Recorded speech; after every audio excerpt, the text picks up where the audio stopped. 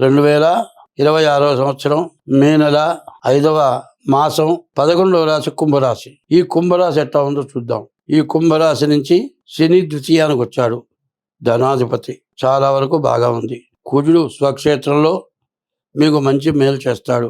గురువు శుక్రుడు పంచమంలో ఉన్నారు. వీళ్ళిద్దరు ముగ్గురు కూడా మీకు చాలా ఆనందాన్ని కలుగజేస్తారు. మీకు అన్ని విధాల మేలు చేస్తారు. శుక్రుడు ద్వితీయంలో ఉండటం చేత బాగా కష్టాలు ఉంటాయి.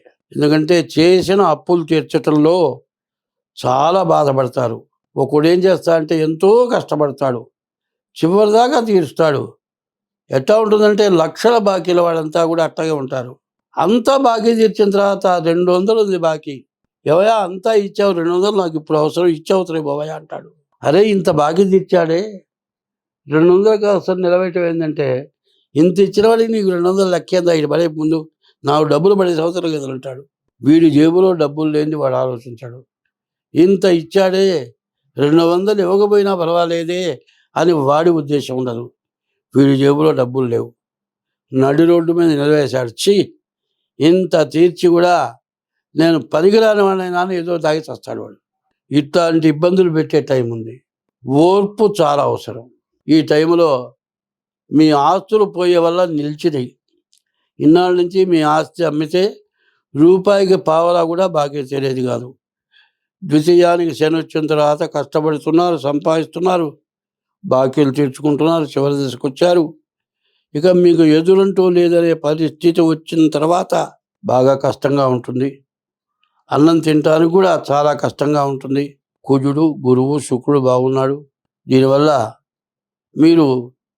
మీరు కొన్న ఆస్తి ఏదైనా బాగా మంచి రేటు వస్తుంది. మీ ఆస్తి ఎవరైనా కబ్జా చేసి ఉంటే మీ ఆస్తి మళ్ళీ మీకు తిరిగి స్వాధీనం అవుతుంది.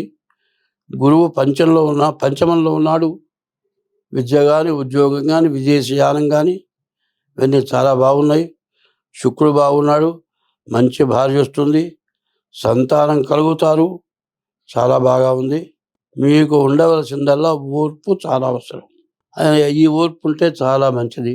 ఈ కుంభరాశి వాళ్ళ స్వభావం ఏంటంటే తను తినకపోయినా తినలేదని చెప్పరు.